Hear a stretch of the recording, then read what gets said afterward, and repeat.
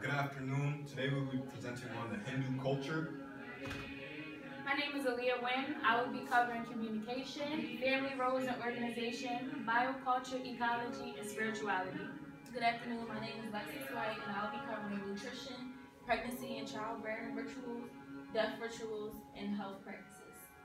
My name is Jared Thomas. I'll be covering the heritage, healthcare practitioners, workforce issues, and high-risk behaviors.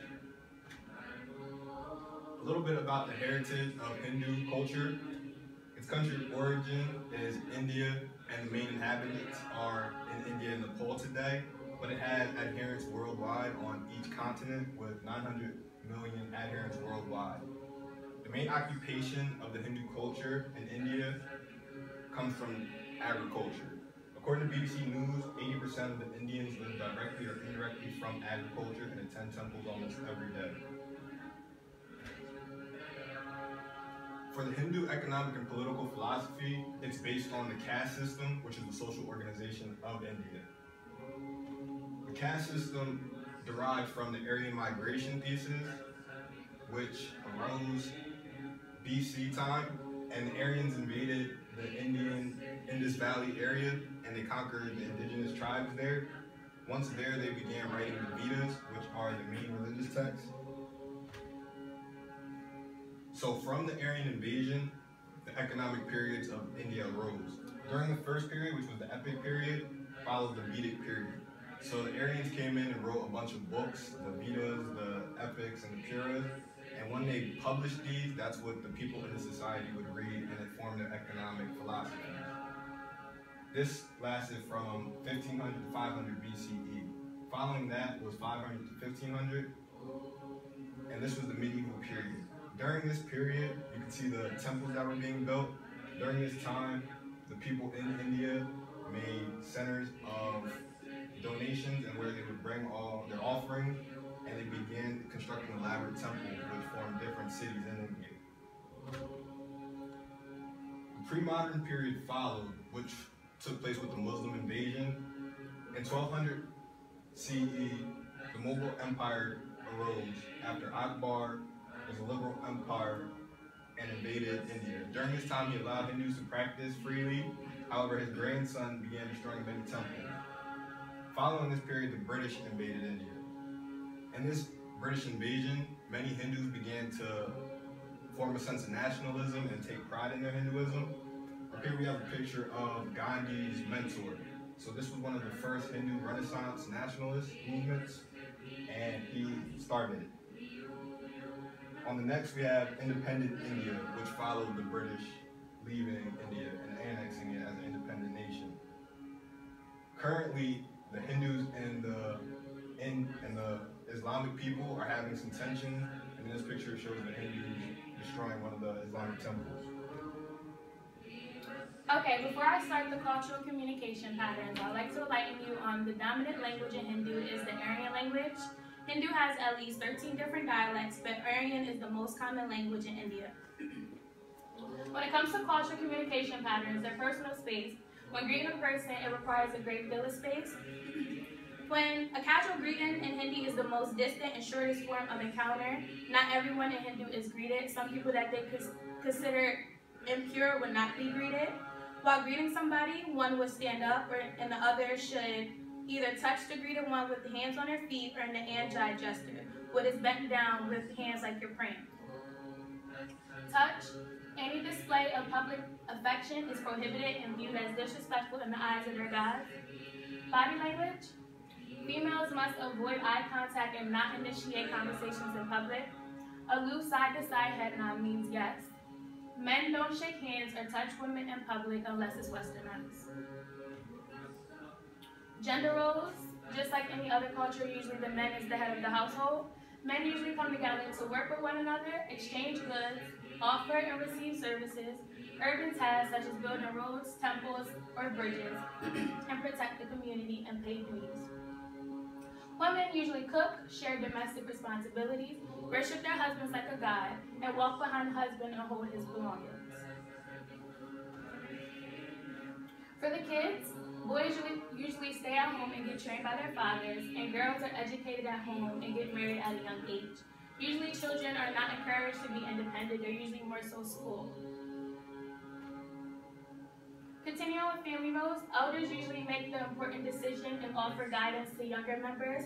In Hindi, the respect for a family member is usually based on age because the older person, the wiser. Extended families, which includes 3 generations, provide shelter and support for the elderly, disabled, and the less well off. They also provide practical and emotional support, like for example, when a child is born. Alternative lifestyles in Hindi, single parenting is not respected. They assume that a woman is craving for a man in their life and that she'll grab the first opportunity that comes her way. Unmarried single mothers are an easy target for gossip and discriminated against. Divorce is not accepted, and Hindi couples would rather stay in an unhappy marriage to protect their image. The bioculture ecology. Hindu society consists of 2 races, the fair-skinned Aryans and the dark-skinned pre-Aryans. They have 6 racial strands. The first one is Mediterranean, which consists of a long head, slight build, dark skin, wavy curly hair, and a small nose. Broad head is a light to dark brown straight hair. Nordic, which is usually seen in North India, like you can see her down here, which is a tall, long face, straight down nose, and light-skinned. Mongoloid, you will see them as a medium head, light to dark brown, medium stature, and slanted cheekbones. Negrites are early inhabitants of India, less than 5 feet, and have frizzy hair. Pro-Australoids are dark brown, curly hair, and have flat noses. Diseases that are genetic in Hindu are thalassemia, which is known to us as anemia, and lactose intolerant. Drug metabolism requires lower dosage and have a greater risk of side effects. For example, we would take ibuprofen for a headache, and we'll usually take about 3 to help us, and we don't get side effects. However, they will only take 1 ibuprofen, and they would experience greater side effects than we would. Healthcare practices. Organ donations and transplants are accepted in the culture. They seek both preventative and acute treatments. They prefer showers over baths because they consider baths to be not so clean. They figure that showers, the water hits them and then that's just it. They don't have to sit in the water.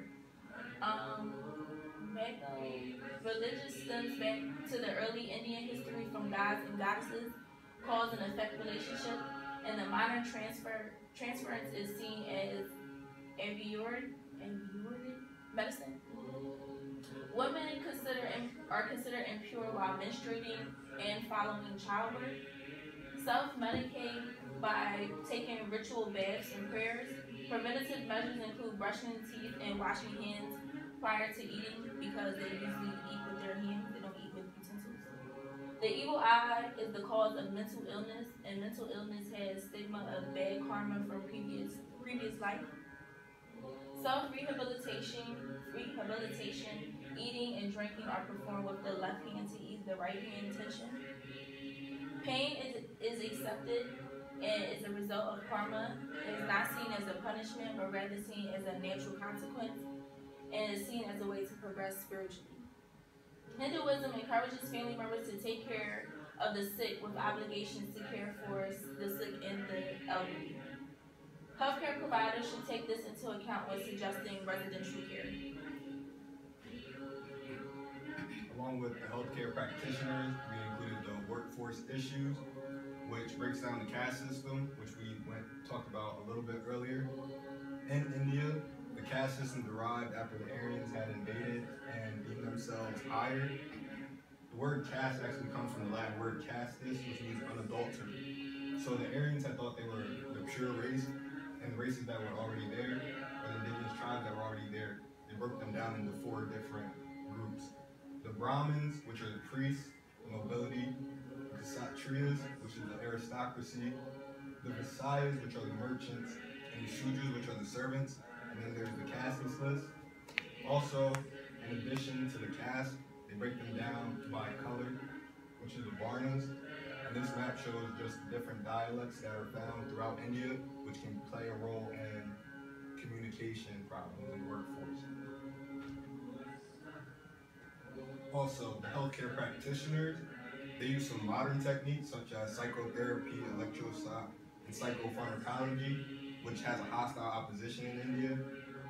Their traditional medicine or folk traditions that they use is the Ayurveda medicine, which comes from the Latin word Ayus and Veda, which means science of life. Not only are diseases caused by germs, but the body's imbalance. And Ayurveda medicine seeks to balance out those different humors in the body by purgative, massages, body stretching, and different foods. Food is deemed either hot or cold not by the temperature, but during the seasons that they're in and how they affect the body. Some high-risk behaviors associated in the Indian population. One that's very big is sex trafficking of women and girls, and also intravenous drug use. The intravenous drug use and the sex trafficking leads to an elevated risk of HIV. So India actually has a high risk of HIV due to the sex trafficking and intravenous drug use. Okay, continuing on with spirituality, the Gayatri mantra, which we're actually listening to right now, is Hinduism's most representative prayer and is recited on a daily basis. It is a very popular, meaningful, and a powerful prayer. All Hindus' prayers and mantras are supposed to be sung. Hindu practices include rituals such as puja, which is worship and recitations, meditation, family-oriented rites of passage, and annual festivals. The Samhitas are the most ancient part of the Vedas, consisting of hymn and praises to God. The Brahmanas are rituals and prayers to guide the priests in their duties. Arankas concern worship and meditation, and the Upanishads consist of the mystical and philosophical teachings of Hinduism. Okay, nutrition is first franked in cattle such as goats, cows, and chicken, and food grains such as wheat, cereals, and pulses. They believe that all living things are equal, and most Hindus are lacto-vegetarians, which means they drink milk from, or dairy products from animals, but they would not ever kill an animal and eat from an animal. And they are also fooditarians, they eat food. They do not eat meat, especially cows, because cows are considered sacred. Dairy is permitted because it is the cow's dharma to produce milk. Hindus although they do eat fruits that come from trees, they don't pull the fruit off of the tree because it's not considered okay, and they'll only eat it if it has fallen off of the tree. The decision to fast is an individual choice. Unlike what we are familiar with, hot food is considered temperature, but within their culture it's considered salty, sour, or high in animal protein. And cold food is usually bitter or sweet. And as a folk remedy, amoebic dysentery, the drug carbamazepine is used, but considered more of a food than medicine. Pregnancy and childbearing practices. Sons are considered a blessing due to the ability to carry the family name and take care of the parents in old age. The birth of a daughter is cause of worry due to dowry, so they don't really consider it that high of a blessing as if it was a son. Rituals that can be impoverished, those are less affluent. Purification rites occur postpartum 11 days after the delivery. The woman stays alone in the room with the windows closed to protect herself. Female relatives are there to support the labor and delivery. There is no taboo against the father being in the room, but they're not usually in the room during the birthing process. And there is no assisted productive technologies that they use. And postpartum period, the mother is constricted within the house for 40 days, so it's just basically her and the newborn.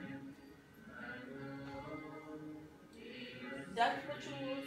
In India, preparation of the body for cremation involves bathing the remains with a milk and yogurt solution, which is a symbolic cleanse for the soul of the deceased person. This represents a major point of transition